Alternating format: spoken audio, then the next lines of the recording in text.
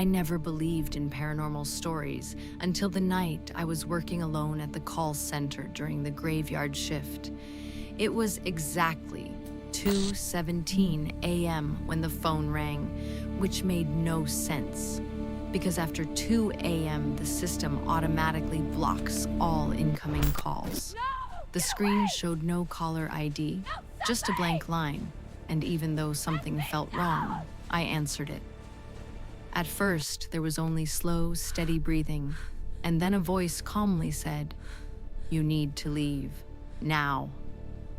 The problem was, the voice sounded exactly like mine. Same tone, same rasp, same way I pronounce my words when I'm tired. I thought it was a prank, but when I checked the system logs, there was no record of any call. Then the phone rang again. This time the voice whispered, "He's in the building." My heart started pounding as I looked around the empty office. The front doors were locked, the parking lot outside was deserted, and I was completely alone. At least I thought I was. The voice told me not to look at the front door, and without thinking, I slowly turned toward the dark hallway behind me instead. That's when I heard a soft shuffle coming from the storage room at the end of the hall. The handle moved slightly, like someone was testing it from the inside. Through the phone, I could hear faint footsteps echoing, perfectly matching the sounds in the building. "He sees you," the voice said calmly.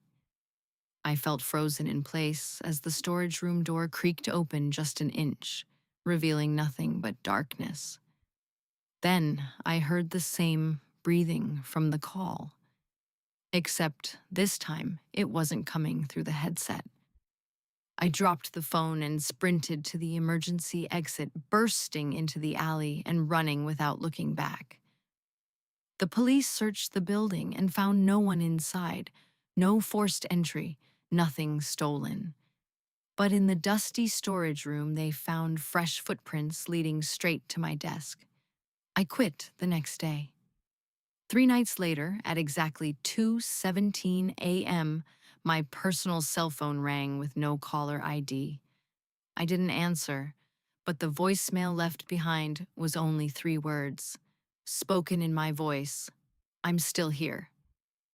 3 nights later, at exactly 2:17 a.m., my personal phone rang again. No caller ID, no number, just a blank screen glowing in the dark. I didn't answer this time. I couldn't. It rang until it stopped, and seconds later, a voicemail notification appeared. I waited until morning to listen to it, trying to convince myself it was just my imagination. But when I finally pressed play, there was only silence at first, then slow, steady breathing, and then my voice, calm and almost amused, whispered, "You left too early." After that, things in my apartment started changing. Small things at first. My bedroom door slightly open when I knew I had shut it.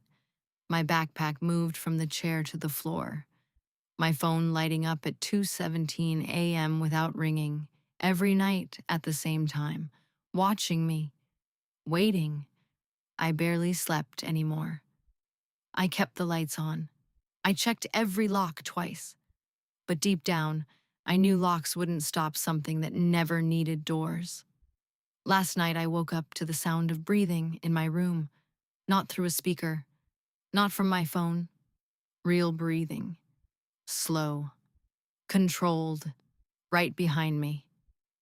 I was too scared to move, too scared to open my eyes. My heart was pounding so loudly I thought it would drown out the sound, but it didn't. The breathing matched mine perfectly, like a mirror. And then I felt it. The mattress slowly sinking, as if someone had just sat down behind me. A warm breath touched the back of my neck, and in my exact voice, barely above a whisper, it said, "Now I don't have to call anymore."